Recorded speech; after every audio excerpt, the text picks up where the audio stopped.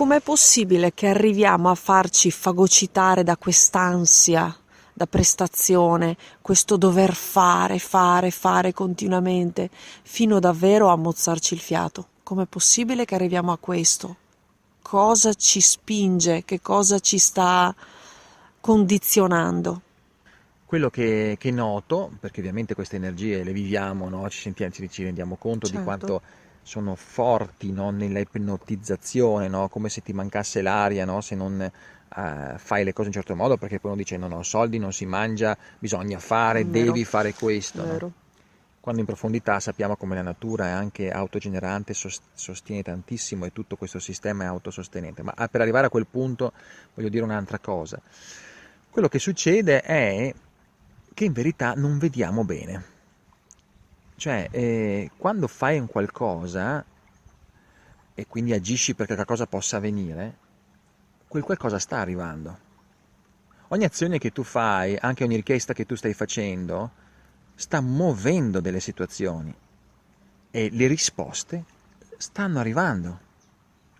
Le risposte arrivano.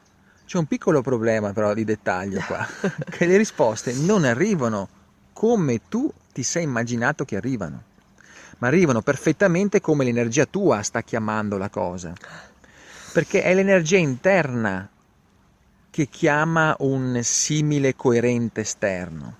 Ogni cosa che ti deve arrivare ti arriva in funzione di quanto tu sei pronto ad accoglierla. Ripeto questo punto, ogni cosa che ti deve arrivare ti arriva quando anche tu sei pronto proprio a accoglierla. Quando tu hai quello stato per poter accoglierla, ecco che arriva. Quando tu a un certo punto sei stufo di un lavoro, dici basta con questa oppressione, manipolazione, voglio un aumento e te ne stai già dando via, hai cercato altri lavori, ecco che arriva il datore di lavoro che ti dà l'aumento e tu l'hai chiesto per 10 anni e non te l'ha mai dato. Ma cos'è succede? Perché dentro di te è successo quella energia che è cambiata, per cui sei impeccabile, dico io, sei senza contratto, sei dentro di te chiarito e per cui la chiarezza contrattuale che hai con te non permette situazioni più di sofferenza, più di essere sfruttato, eccetera, eccetera. E questo porta a un livello sano di distacco e quindi acquisire ciò che veramente vuoi. Non sei più attaccato a star lì e per cui sei schiavo di questa situazione.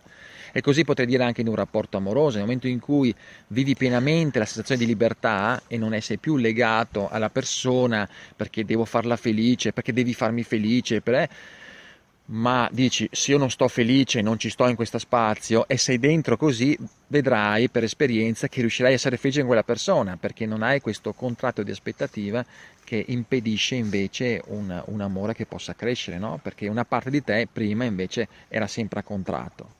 Il contratto interno crea quella schiavitù, crea quel blocco e non c'è quella dimensione che permette quella libertà di far arrivare le cose.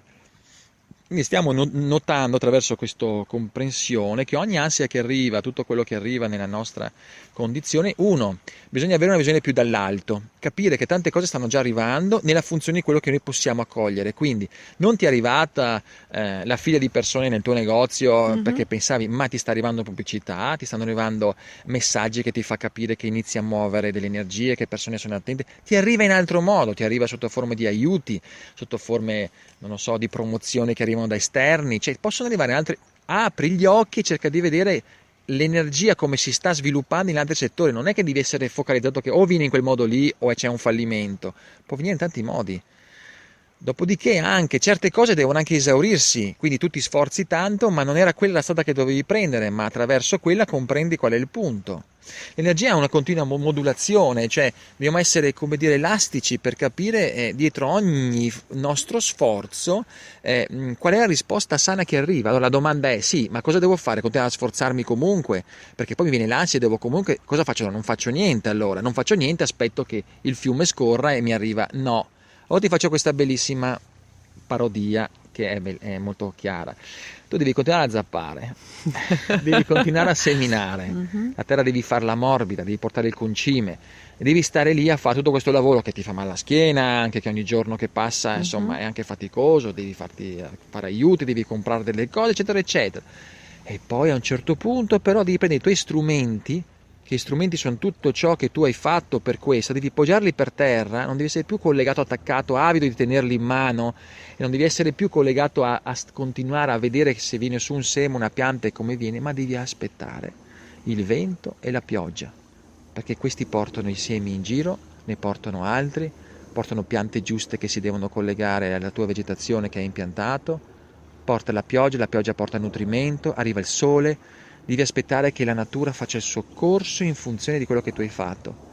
Questa cooperazione porta alla vita e porta all'esercizio del progetto che stavi cercando, quindi devi fare senza fare, devi fare con passione, con gioia, nella presenza di quello che fai, nell'amore con cui lo fai, sapendo che non è tuo, che lo lasci andare, qualcosa che lo fai per la bellezza di farlo, ma non sei troppo lì a aspettare i risultati, perché poi aspetterai la pioggia e vedrai quello che verrà. Il processo è importante che ti ha fatto trasformare, ti ha fatto evolvere attraverso questo zappare, questo seminare, perché tu stesso ti sei zappato e hai seminato dentro di te. E questo è il percorso, non è in se stesso il risultato, perché il risultato può modulare in modi diversi. Il vento può portare altri semi, non ti aspettavi delle piante che non avevi neanche tu piantato, e va bene, vedrai cosa fare di quelle. Quindi, come dire, è complesso il punto, ma fai ogni azione nella gioia di farla, lasciandola poi, si dice questa frase, a Dio e il resto, ma è giusto questa cosa. Allora a quel punto un'azione sarà un'azione bella, sana, sarai gioioso nel farla, ma senza troppo star lì a scervellarti se le cose non arrivano così come le volevi, perché le cose vengono come è giusto che avvengano. E su questo processo fidati, però non smettere di fare.